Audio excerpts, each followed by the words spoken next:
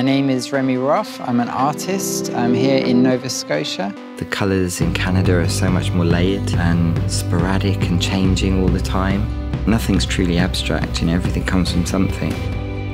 The process of creating the mural was taking these snapshots from all the things I saw.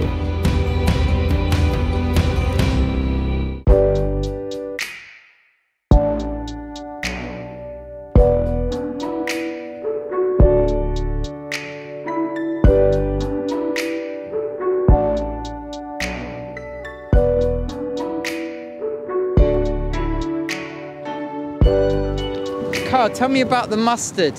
I've read that it's because there's a lack of nutrients. This is the best time to see this contrast between the greens of the trees and then the blues of the rock and then the mustard of the seaweed. So visually stunning. One of the things you can do with periwinkles is make them into whistles. Try one. So like this. Whoa. You're a natural. Come on. Oh, wow, that was cool. That hit seaweeds. Oh, that's really good.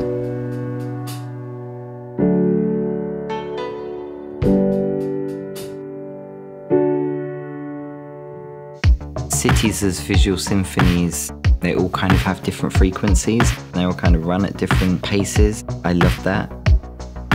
Colourful houses is really quite a new phenomenon. Is there one person or family that were famous for really going all colourful first? The property owners who bought some businesses on King Street, they kick-started it with bright green and cranberry colours. They actually inspired the name for that section of King Street in town that's called UNESCO Fresco. I've heard this. I won't forget it in a hurry. That's what I like to hear. The Mi'kmaq people didn't just live in Nova Scotia. At one time, their whole territory took in 7 districts. Stories upon stories. It's really incredible. How did they make these? So some of these finer lines, it looks like steel, right?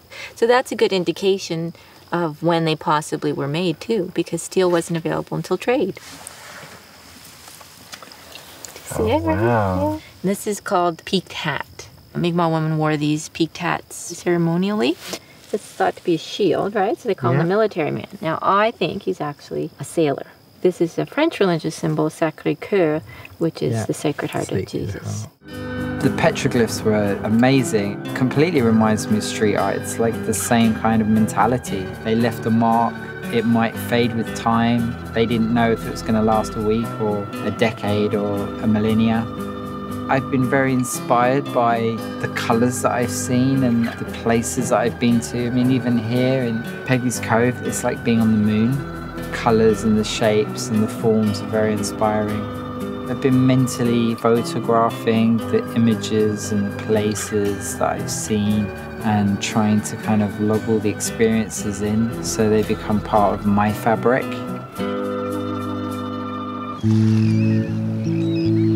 Tell me a little bit about the history of the Blue Nose. So the original Blue Nose was a fishing vessel that was used to race. Yeah. So she gained her fame as a racing vessel.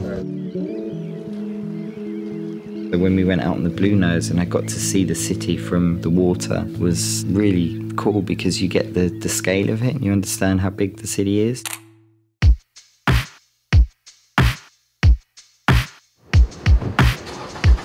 Whenever I go to a city, I leave a small piece of me there. I like the fact that I'm giving something back to a city that's given to me. All those things that I've seen really reference my idea. The rocks at Blue Rock were definitely part of my creative process. The colours of the sea, as we went out to open sea, the colour of the water got darker and darker. Also the colours that surrounded the rocks, the mustards, the oranges, the yellows and the greens. There was like a bunch of beautiful peppermint green teal houses in Lunenburg. That obviously went into the mural. The lines of the city of Halifax, all those shapes and forms informed what I wanted to do. It's very easy to become complacent, and to push yourself a little bit further is a good thing. Sometimes the scale of things really gives you a different perspective. Walking around with all these bright colours definitely put ideas in my head. My perceptions have just been completely blown apart. To see more of Canada, click here.